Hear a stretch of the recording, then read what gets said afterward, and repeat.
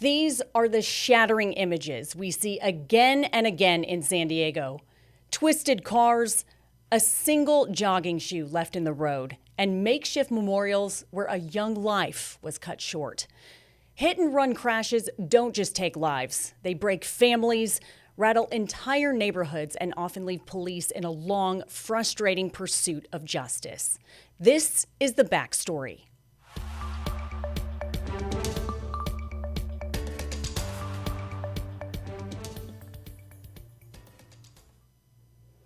In just the past few weeks, San Diego has been rocked by a string of cases, including the death of a 6-year-old boy in Pacific Beach. And just blocks away from there, a popular restaurant worker killed while walking home. Great to have you with us. I'm Stephanie Simmons. Today on The Backstory, we take a closer look at hit and runs in San Diego. We look at the challenges detectives face solving them, the new tools they are using to track down drivers, and what all of us can do to help police in solving these crimes.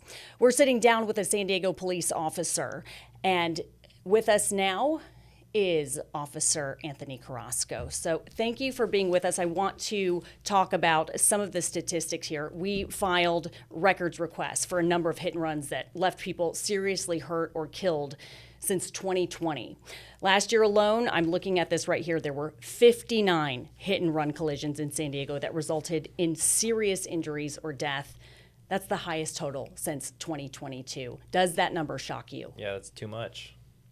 Too much. What I would think one is too much. Yeah, any of them are too much. So why do you think that number is so high? Well, specifically to hit and runs or to fatalities? I would say both of them. I think in the city of San Diego, our leading cause of crashes or in general is speed. Speed that's unsafe for those conditions.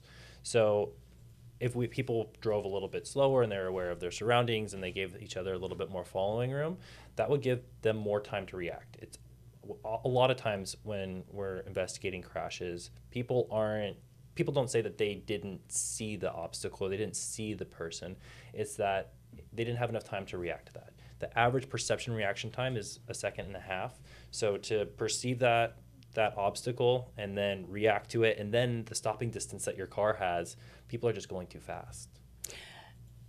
There's crashes, there's accidents, and then there's hit and runs. So let's talk about specifically why you think drivers hit someone or something and then run away. I don't really know why, because in my experiences, the crashes that I've investigated, a lot of the time, half the time, the driver isn't even placed at fault. It's not that they would face no legal repercussions for that crash. So I don't know why people run. I mean, a lot of times there's elements and there's factors that are involved in that crash that we don't discover, that driver may not realize until later in the investigation.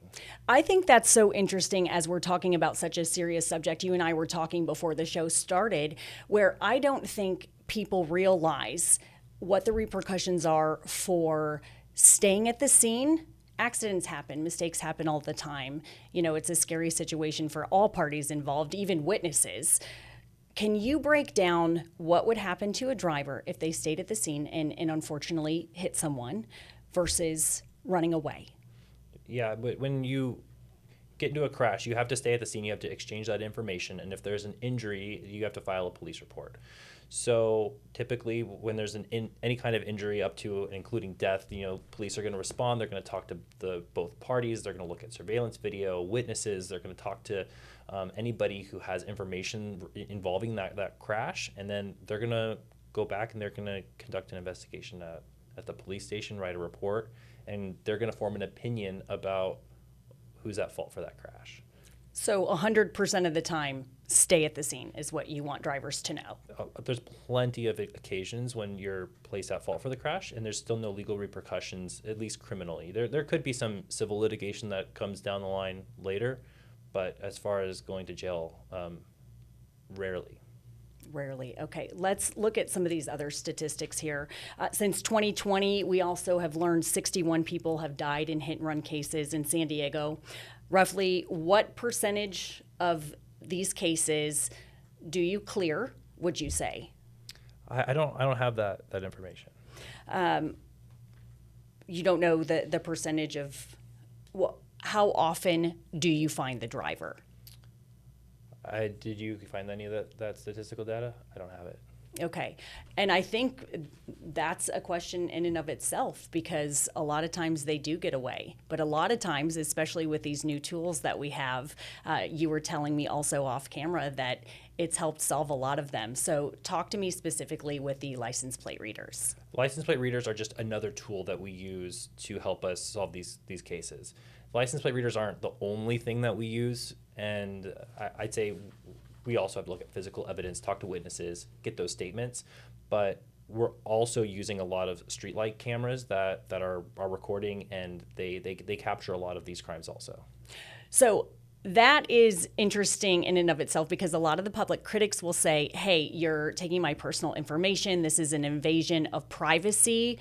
So how can you get the public to understand, with these advances in not only AI, but just technology in general, that this is a good thing in helping solve crimes and actually keeping even the critics safe? Well, the San Diego Police Department has a very, very strict surveillance ordinance. We have a retention policy. We don't share with outside agencies any of our data, and we're using these to solve very serious crimes. This isn't something that we're using to patrol or to proactively go out and look into our community and follow people around. This is in reaction to a call for service or in reaction to an investigation. And so what is the latest piece of technology that you found to be the most crucial to the traffic unit? I think that having the surveillance, having the video and the license plate readers is huge for us, because it gives us a clear picture of exactly what happened, if it captures that. But we also have to rely on all of our physical evidence and the physical evidence that's left at the scene. You know, it could be like a headlight or paint transfer, paint chips on the ground. We could write warrants to look at the locations of cell phones to find, match that up with witness statements to see where that is.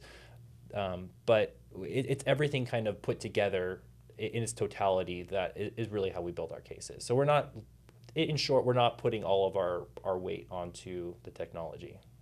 In your personal opinion, though, do you think, since it has been quite successful, do you think that the city has enough cameras? Would you like to see more, and where would you like to see them? I see this technology being overly helpful. I see this doing so much good for our community, and I see the impact that these cameras are having on victims and victims' families. I understand the sensitive concerns that the community has about anything that's new and new technology. There's a lot of criticism over it, but when you are talking to a family, a victim of a crime, and you know that you're going to be able to use this technology to hold someone accountable for something that's really horrendous and horrible, it's a good feeling, and it kind of empowers officers to be able to help them do the right thing. And it helps give the family some sort of justice. If they lost a loved one, they can't bring that person back, but it really can help. Yeah, absolutely.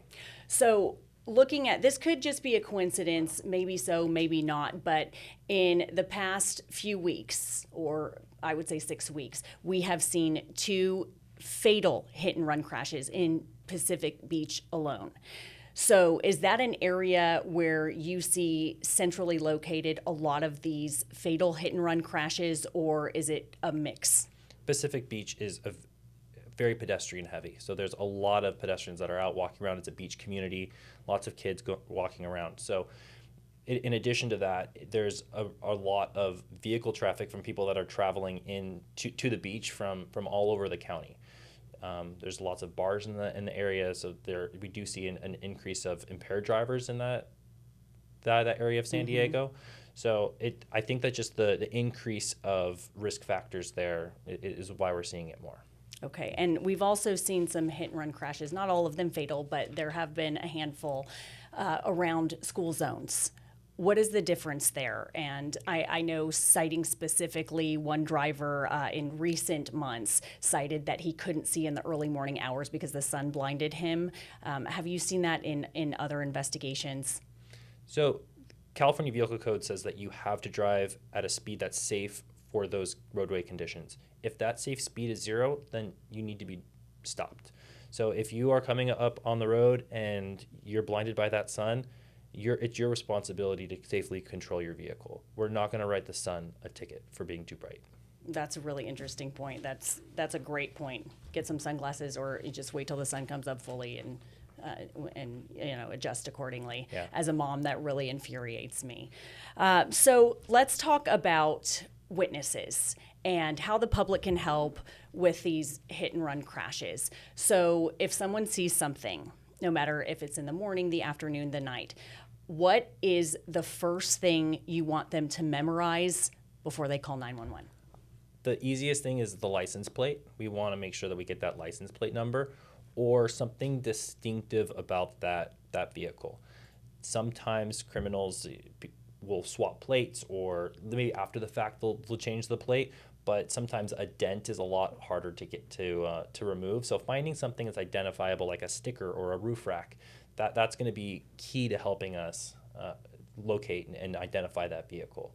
But it's important to know that even if we find that vehicle, we can't charge a vehicle with a crime. We might be able to impound it, but they're not going to face any criminal charges. So if you're able to identify a driver and you're able to get a good look at their face, that helps us hugely. Can you give us an example if someone calls in of a phone call? I'm so-and-so, I'm here. What is a perfect call from a witness to 911 for you in your mind? Our 911 call takers are going to prompt you and get all of that critical first information. But realistically, you're going to want height, weight, hair color. Those are easy ones. Clothing, but some of that stuff can be changed, and your perception can be skewed. So if there's any scars or tattoos, stuff that people can't change, that's what we're really looking for. We're looking for specifics that tie down to that person. Okay.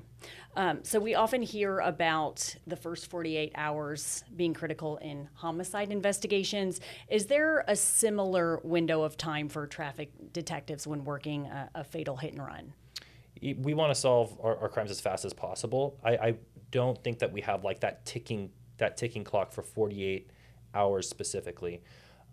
But yeah, we're putting as much effort as we can right off the bat to try to locate this driver, because we don't know if they're going to flee. We're right next. San Diego is right next to the Mexican border, so we don't want them to flee into Mexico or out of state or out of county. We want to try to lock that down as quickly as possible, and so that means identifying that driver, identifying that vehicle, and then following up with it immediately.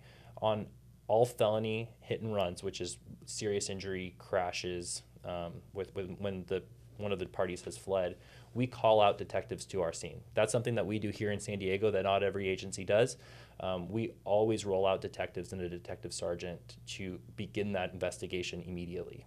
So we put all effort into our hit and runs here in San Diego. That has to be a point of pride. What else do you think that the traffic unit here does really well in trying to solve these kind of crimes? Our traffic unit just handles the most serious of cases. So they're available to handle those felony DUI cases, the felony hit and runs, the fatal traffic collisions. And because that's their bread and butter and that's what they do day in and day out, they've become really good at it. And I'm very proud of our traffic unit. I'm very proud of our department. I don't think that anybody else does it better than us. I love to hear that. And Anthony, you're PIO now, but you were with the traffic unit for a number of years. Do you recall a certain case or an incident that happened where you took your work home with you? I know it's hard. You see horrific things in your type of work that you just couldn't shake.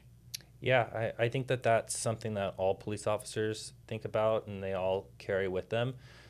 When you're working in traffic division, you go to a lot of the most serious calls, people that are dying and life-changing injuries, and anything with kids really gets to me. I have a toddler at home, and so anything with children really sticks with you.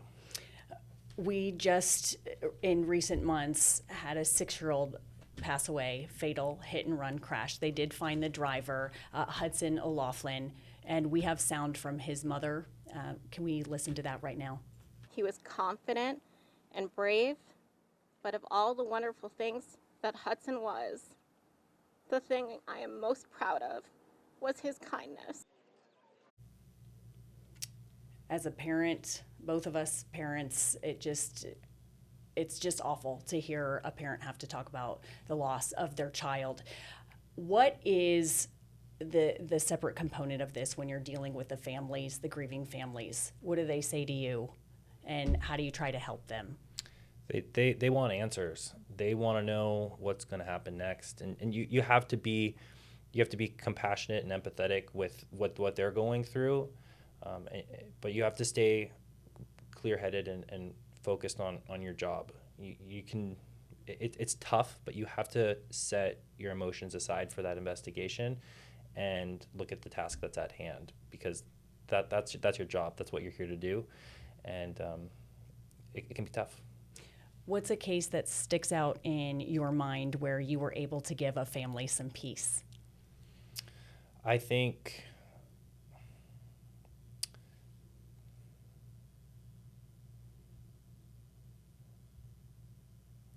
there's so many cases. I think that impaired driving, holding people accountable for driving under the influence, specifically when they take someone else's life. There was a crash that I was a part of down in Southeastern Division, and just right off the 94 in Kelton. A driver made a turn in front of a motorcyclist and killed the motorcyclist. He got out of his car and ran away. He fled. So it was a hit and run. And when we contacted him, he admitted to drinking and doing drugs, and we were able to hold him accountable for his actions and taking someone else's life. So I know that those are meaningful cases, and holding these drivers accountable, to be honest with you, is why I got into law enforcement to begin with. I love hearing that story, and I know there are several success stories out of all that, and I know that a lot of the drivers get away as well, but that's what we're here talking about, how the public can help make your job easier and get all of these cases solved. So with that in mind, what would you say are the biggest obstacles that cause hit and run investigations to stall out? Is it lack of cameras? What kind of lack of evidence? What would you say to that? It would be lack of evidence in general. When there's no car parts that are left on the ground, when there's no surveillance footage, there's no witnesses. That's all stuff that we can use to help solve these crimes. And sometimes with elderly victims specifically, it takes a lot less force to cause more damage. So when let's say there's an elderly man that's crossing the street and a vehicle hits them, and then they fall and hit their head, and that's what kills them, but it was a fairly slow speed crash, there might not be any evidence on the road. And those are the ones that stick with you, and that you're just bummed, that you're just like, man, I wish we had a camera right here. I wish that someone was walking their dog right when this happened. It sucks. When there is a little tiny piece of evidence to give the public some peace of mind, what can you do with just the tiniest paint chip? A lot of paint is specific to specific makes and models, and so we can work backwards on that paint to I try to get a vehicle description or a headlight housing, a little piece of plastic. We sometimes have a part number on that, and that part number you go to Google or a parts store, and we can work backwards on that to find a vehicle that way. There's other ways that we can write warrants to for geofences, to look at cellular devices that were in a specific area at a certain time. So there are other tools that we can use in investigations, but having a license plate, a clear photograph of that driver, and video of that crash happening really speeds things up for us. And can you expand a little bit on the advancements in AI and how that's helping solve crimes? Have you seen that really help in the last few years? San Diego Police Department doesn't use any AI. So really? Yeah, so we're not using any of that Right now, I don't know what the future holds for us, but right now we're not using any AI. That really surprises me. If you could put money towards AI for the San Diego Police Department, what would you say would help? It's a tricky subject. I don't know how that would work out in court. I know there's some legality issues on, because right now, if an officer does that work and they locate that vehicle, they're the ones that goes up and they testify to how they found it. I don't know how AI would be able to testify to it. I'm sure somebody's doing it somewhere in the country. I just don't know. How we would be able to work through that. But I find that very interesting with just all of the advancements that even just helping process any of the evidence that you do have. So we'll wait and see if the department gets anything. I want to go back to license plate readers because December 19th, 2025, there was an incident, a hit and run. Can you expand on what happened there and how license plate readers helped with this? Yeah, this is a huge shout out to our real-time operations center that just opened up at our headquarters. So basically, let me find. It was on December 19th, and it was. Let me get the specific location for you.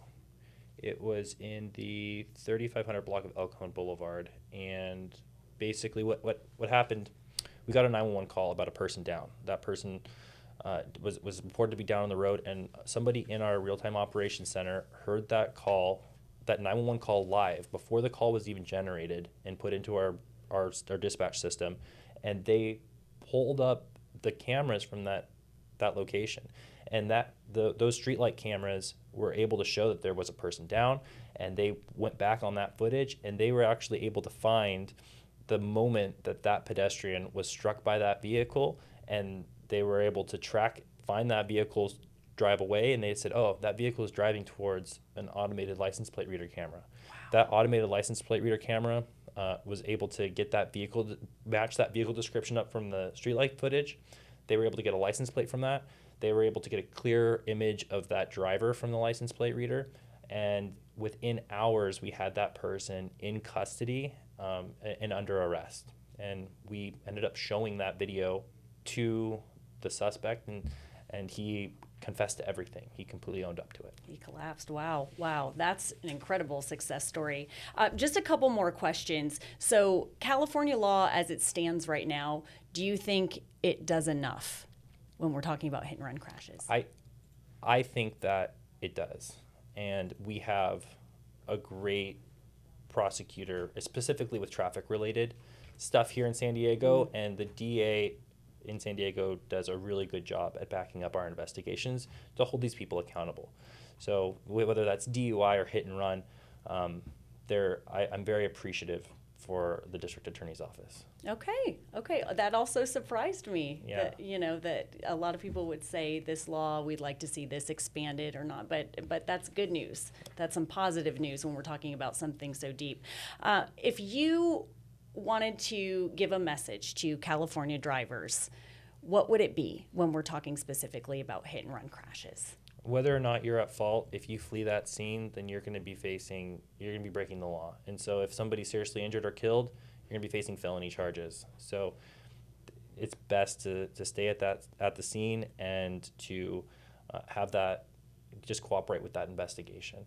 Even if you are under the influence of alcohol and you get a DUI, if you're not at fault for that crash, at least here in San Diego, you don't get that felony DUI charge. You're just going to get a misdemeanor DUI charge. So even if you've been under the influence of drugs or alcohol, statistically, it's best to stay at the scene. And well put, and we will leave it at that. Officer Anthony Carrasco, thank you so much for your time. Yeah, thanks for having me. This has been really insightful and a very, very important subject for the city of San Diego. I'm Stephanie Simmons. Thank you for watching The Backstory.